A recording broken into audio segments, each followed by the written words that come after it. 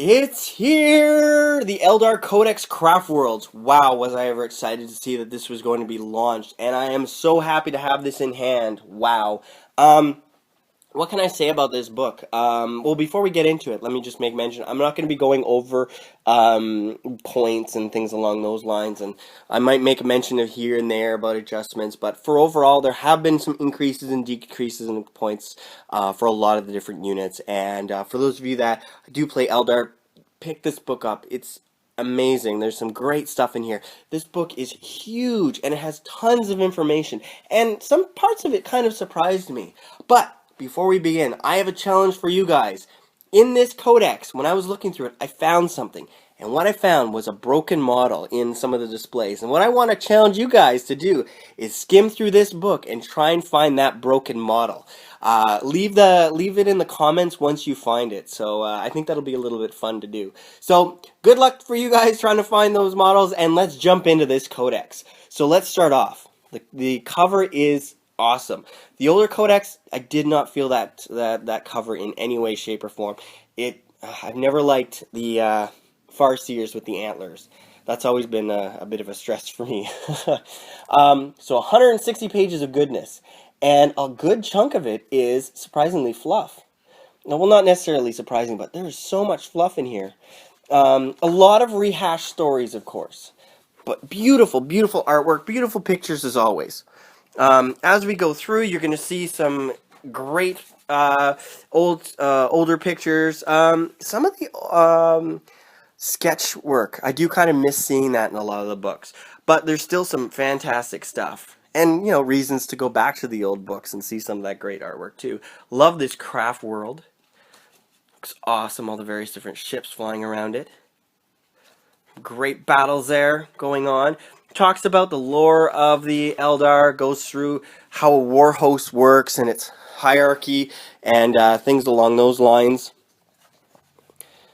Try and get a better angle there.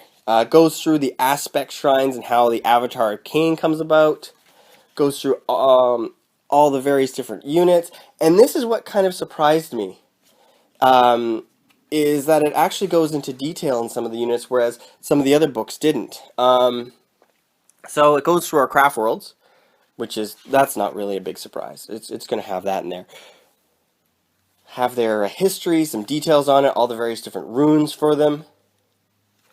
It's going to have some great artwork.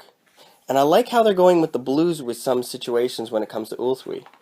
A lot of different runes for some of the other lesser known but still amazingly popular craft worlds.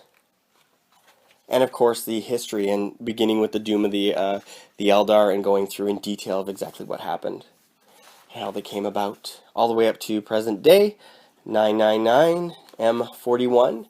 Now this is what surprised me. So the Dark Eldar Codex removed this, and that was the details about the various different units, and mostly the fluff behind them. I was quite surprised to find this in here. I was really expecting them to have removed it, but this does create a big chunk of the book, how it goes through the details and talks about the various different units, which is kind of nice because it'll give a story and background behind the Phoenix Lords for the different aspects and so on. And of course, every page has some beautiful, beautiful artwork. Can't say enough about it. Wraith Lords, Wraith Warriors, and so on. Yay, my favorite Farseer.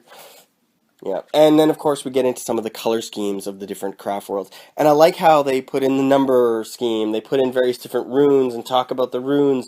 They talk about some of the different paints and show different camouflage escapes. Even the diamonds on some of the new jet bikes look really neat. We've got all kinds of different colors there. And I love that about the Eldar armies. They're really colorful.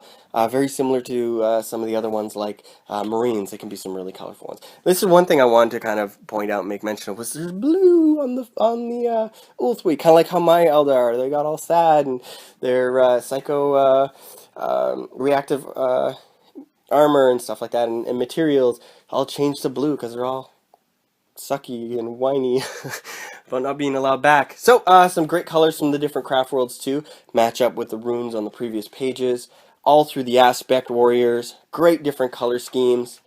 Great, great, great colors. Now, here's all this great model work. Fantastic coloring. I love how they add in some special effects in making it look like it's an actual battlefield and the actual units are going through and doing stuff. I could just imagine a game with fog flowing over. So some incredible, incredible work. It's very inspiring in the least. And I think that's one of the things that they try and do, right? Pointing back. And there's that blue. I love the blue. Very, very nice. So remember, guys, look through the codex and try and find that broken model. So we've got some heavy metal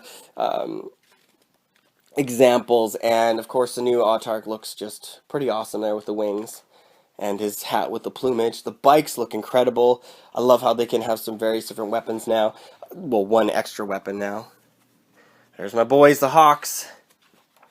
And then, of course, let's talk about the actual detachment itself. So the detachment, you can, of course, stick with the 40K rulebook and go through and, of course, use the regular force organization chart that you found there. Or you can go ahead and go unbound. Another option is to go with the detachment in the book. And there's a few restrictions when it comes to it, a few things you have to keep in mind, but for the most part, they're still pretty easy to build. But a lot of us might have to start collecting some extra models to be able to field some of our favorite units. And that's just part of the game. So first off, you have to start with at least 1 to 3 Guardian hosts. They can be Battle Host, which is hosted by Defenders, Wind Rider Host, of course, Jet Bikes, and then, of course, your Storm Host, which has Storm Guardians in it. A lot of the various different requirements for these are going to be like Farseers, Vipers, Warwalkers for the Battle Host and Storm Host. And then, of course, you're going to have the support batteries in them too. Now, the Wind Rider is a little bit different, where it has Farseers, a Conclave as a requirement, and Wind Riders, of course, and then some Vipers. I'm glad to see some Vipers against some tension. I like those guys.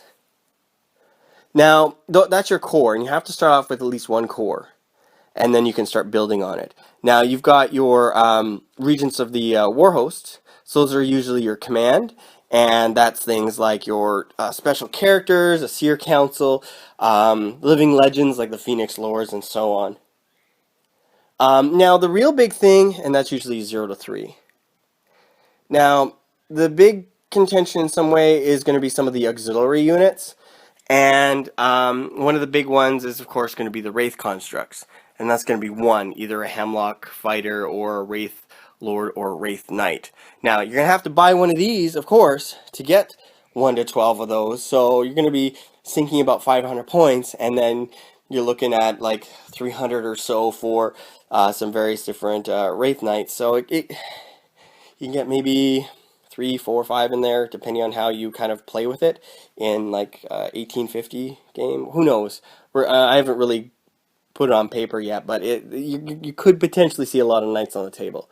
So we'll see. 1 outcast group, so the Rangers. Aspect host, so it's usually 3 units of the aspects, and there's some really cool things in there. Unfortunately, the Crimson Hunter wasn't added into that, but you can get a Crimson Death, which is going to be 3 Crimson Hunters. I love my Crimson. Well, I don't like the look of it, but it looks too much like a MiG or something like that. But I do love flying it. It's an incredible unit, that's for sure. But the Dire Avengers Shrine, which is pretty cool, so you have 3 groups of Dire Avengers. And all of these have some great, great special rules to them. Engines of Vol, you've got your Falcons and so on in there, Fire Prisms, and then of course the Wraith Host. And I really wish they would have just stuck with the Wraith Host instead of doing Wraith Constructs, but we'll see. We'll see how the game goes. Your basic details and data sheets, and of course your Eldar War Gear list right in the beginning. It's going to go into detail. You've got Eldrad, which is always cool. It's good to see him. You've got the Prince, you've got Illic, you've got your various different Phoenix Lords. Each Phoenix Lord has had, not necessarily all of them, but you're going to see some changes to them when it comes to, like, Janzar, her mask is a little bit different. and things like that. So I'm not going to go too into detail into them. I'm not sure how many of you guys are going to be feeling too many Phoenix Lords, but there's some great little buffs here and there. Not too many point changes, but there's a few here and there. But it's kind of cool, actually. One thing I do want to make mention of is the Farseer and their runes of the Farseer. The runes we used to have, I don't know about you guys, but I never use them. I don't like one-shot deals. Those things really frustrate me because I don't like expending points that just are one-shot. I've never been a fan of that. But these one here, they basically allow you to once re-roll psychic tests or deny the witches, so you could potentially re-roll a Perils of the Warp and things like that. So that's a really cool ability, and it's nice to see that. Warlock Conclave is something new. When it comes to the Warlock Conclave, you're basically going to have a Brotherhood of Psychers, and when you have a certain number of Warlocks on the table, they're going to be level 1, more Warlocks, level 2, and then, of course, a lot of Warlocks are going to be level 3, so you're going to be able to get off a lot more abilities and things like that. Guardian Defenders, when it comes to them, one of the big upgrades is going to be the fact that you don't take Warlocks from somewhere else. They actually just come as upgrades, so that's kind of cool. Same thing with Storm Guardians. They still have their Battle Focus and Fleet and things like that. Battle Focus is probably one of my favorite abilities in the Eldar Army. I took a group of Guardian Defenders, ran past the Dreadnought, turned around and shot it in the back. Managed to kill it, which was a bit of a shock. Wind Riders, I know a lot of people were talking about these and saying how, hey, we could start fielding 100 scatter lasers. Well, not 100, but like 30 scatter lasers potentially. And yeah, you could do that. That's a lot of points, though. Same thing with the Shuriken Cannons. My thoughts on this might be something along the lines of sticking with just the regular Shuriken Catapults, getting more bikes on the field, getting close, hope you're getting Doom going, and you want those AP2 hits as opposed to anything else, or those auto wounding hits on the 6s, right? Because of Blade Storm. So I'm thinking if I can work towards that, make sure I'm getting my hits, make sure I'm getting my wounds, and maybe be able to kick some butt out there when it comes to using just regular catapults. But the distance is great, and then of course the amount of shots with the scatter lasers. You guys are right. There's some great stuff you could probably do with it, but I'm gonna try out with just the Shuriken catapults for now and see where it goes. I think it'll still be good. Dire Avengers. One of the big things that I really liked what they did with them is the defensive tactics, where in Overwatch, for example, they get a ballistic skill of 2. That's pretty huge. That is very huge. When you've got your Howling Banshees, their ability to get an additional 3 inches when they're running and assaults and to cover and ignoring some of the different drawbacks to cover, and of course preventing Overwatch, which is pretty amazing because these guys really needed some love. They just needed one little extra thing like Furious Charge just to make them the go-to unit, because we don't have any assault vehicles right now unless you ally up. Striking Scorpions, their ability to be shrouded as they move through and around the table, that doesn't drop until they actually shoot. The Fire Dragons have a nice little assured destruction, so they get a +1 modifier to their damage rolls, which is kind of cool. Wraithguard, as you guys know, there's been a change to their distortion weapons, and that's been across the board, and they're basically D weapons. You're going to notice that as you read through the rules, there's going to be some negative to some of the rolls when they're penning certain vehicles and stuff, or even just vehicles in general. But for the most part, we've got some serious D weapons on the table now with them and the Wraith Knight. We've got our Wave Serpents. Their shield's been adjusted now, so they're 1 shot per game, and they're really going to be hitting with 2d6 shots. And again, it's a 1-shot deal. My boys, my Swooping Hawks, one of my favorite units, they get one of my favorite abilities from Apocalypse, being able to hit flyers, which is amazing.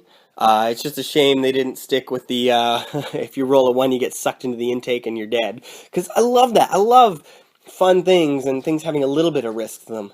I don't like the one-shots, though. So warp spiders have a cool ability, very fluffy, being able to jump back and if they're being shot at, and just kind of being able to jump away, which is really neat. Their weapons are also wounding against initiative, so it's kind of very old school now. These Shining Spears might see a little bit more table time too, with the changes and their ability to get a cover save when they're moving around the table, which is really cool. Love that ability. Crimson Hunter, they're still pretty standard. When you get into the hosts and stuff, that's where they really start to shine. And then, of course, the Vipers, they're just as awesome looking as always, but not a lot of changes to them. Wraithflyer has had a huge buff, because it's going to be firing little D weapons, and then we've got the Psyker, which is Mastery level 2, and they can do like Demonology and Runes of Battle and Telepathy, which is kind of nice. Dark Reapers, they've got their inescapable accuracy, which is a great rule, and they're going to be getting re-rolls when they're trying to hit basically zooming flyers and swooping creatures and stuff. The support batteries, they're as brutal as ever.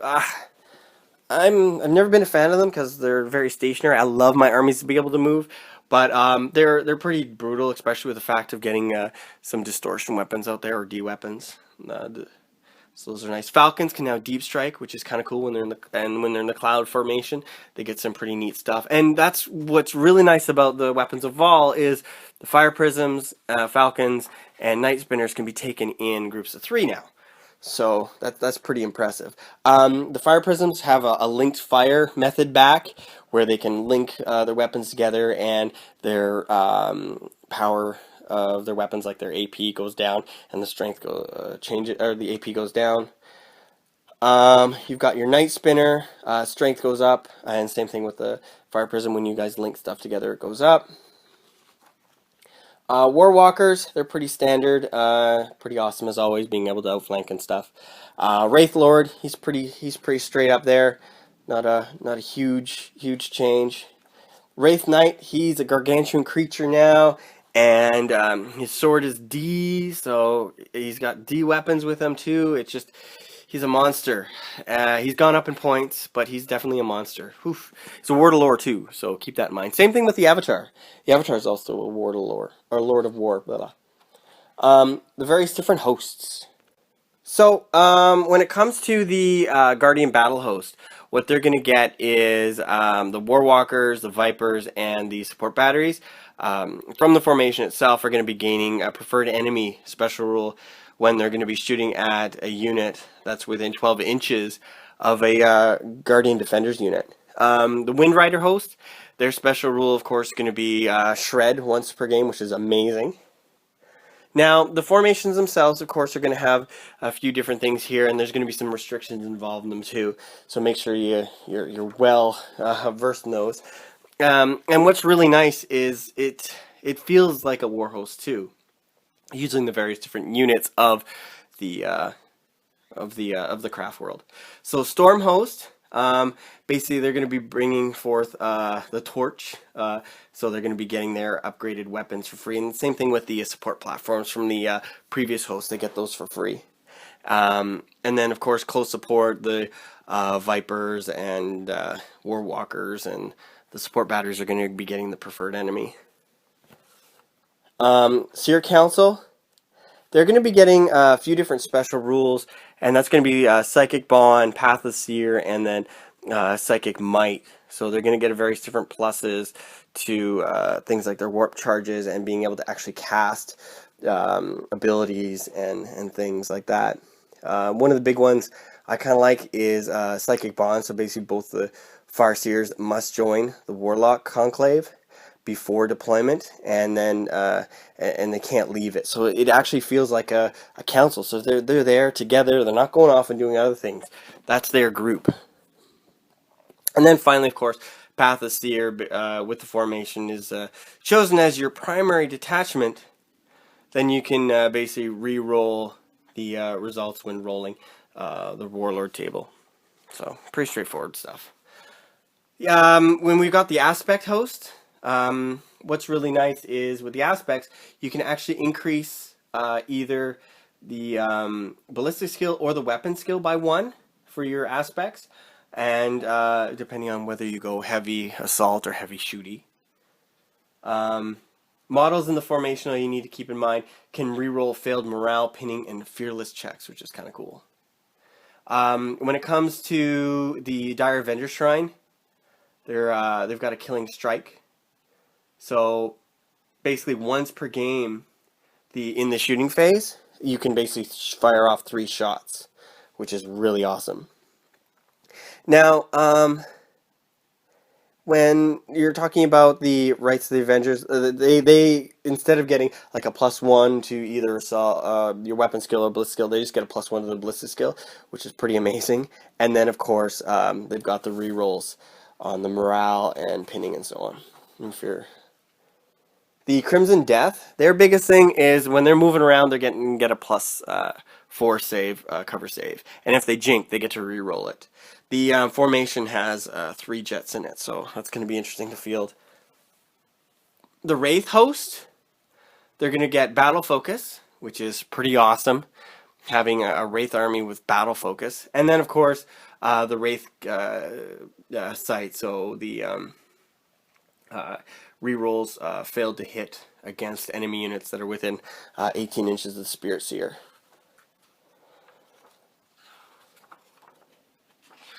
Oh. And we've got your appendix here with your Warlord traits. They're pretty much standard. You got your Ambusher Blades, you got Eye in the Distance, and so on. You got your different ranged weapons. Of course, it goes into detail on how the D weapons work and how the shields work now and a few of the different changes. Don't want this video to get too long here. Your vehicle equipment's pretty much standard for the most part. Just keep in mind of some of the different changes when you guys are going through. Runes of Battle are almost the same, and what really made me so happy, Runes of Fate, no more death mission. Hello! So instead of death mission, what we have is the Will of Azuran, and so basically what you're getting from that is a 12-inch bubble, so everyone within there, they have Fearless and Adamantium Will. How awesome is that? Tactical objectives, they're mostly pretty standard. There's some that fit in with Psychers, or specifically if your vehicle is a skimmer or something like that, you get some points. But what I like is there's one in there that you roll a d6 to choose an objective, and if you have a Farseer as your Warlord, you can up or you can raise or lower the number by 1, which is kind of cool. That feels very Eldar. But then of course your profiles. So overall, love it. The look of the cards, they look really nice too. Beautiful. Beautiful. So that's my quick little breakdown of the Codex. I hope you guys enjoyed it. I tried to keep it as brief as possible because that's what my channel's about. Brief reviews and brief overviews and stuff. And we'll leave the in-depth people to the people that know what they're doing and know what they're talking about. So with that said, hope you guys enjoyed it, and I will talk to you guys later. Bye now.